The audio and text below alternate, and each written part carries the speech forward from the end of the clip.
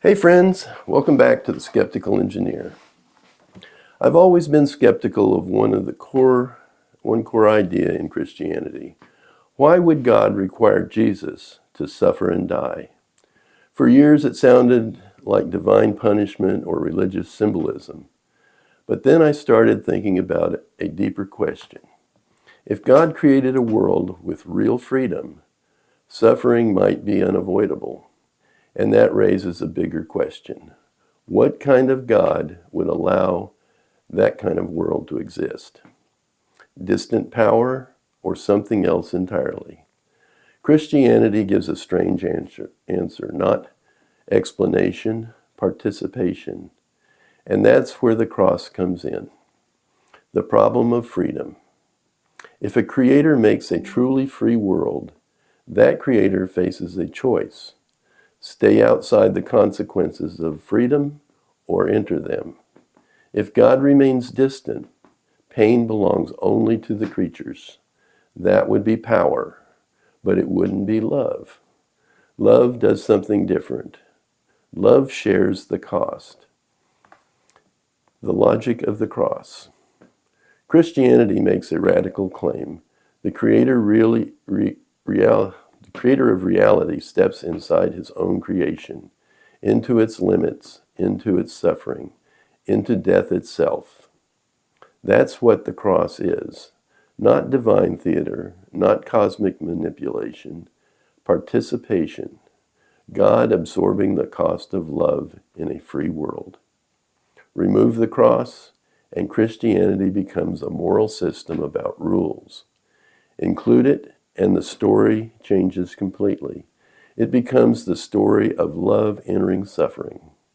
Because a loving God faces two impossible problems. He cannot prevent all suffering without destroying freedom. And he cannot merely allow suffering without sharing its cost. So only one option remains. He enters it. That's the logic of the cross. Not sentiment, coherence. But then comes the problem. But if the story ended at the cross, love would be noble, but defeated.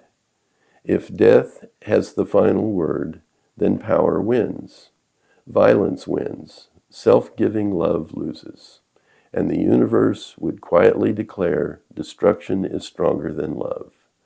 But Christianity refuses that conclusion. The logic of the resurrection. The resurrection is not just a miracle claim. It's the continuation of the same logic. If love truly enters suffering, then suffering cannot have the final word. If love is the deepest truth of reality, death cannot be ultimate. Otherwise, the universe itself sides with destruction. The resurrection says something radical. Suffering is real, but it is not final. Death is real, but it is not permanent. The detail most people miss. There's a strange detail in the story. The risen Christ still carries wounds. The scars are not erased. They're transformed. That small detail says something profound. Redemption doesn't erase the past. It redeems it. Pain isn't denied, it's acknowledged, and then outlived. Why it matters? A symbolic resurrection wouldn't work, because suffering happens in real bodies, in real history. If love is going to defeat death, that victory must also happen in reality. Otherwise, love is just poetry. But if resurrection is even conceptually true, then existence itself is structured around restoration, around healing, around love that endures every limit and still says, this is not the end. The cross says God entered suffering. The resurrection says suffering didn't win, and together they make the most unexpected claim in human history. Love is the deepest logic of the universe. I'm Tom, and this is The Skeptical Engineer.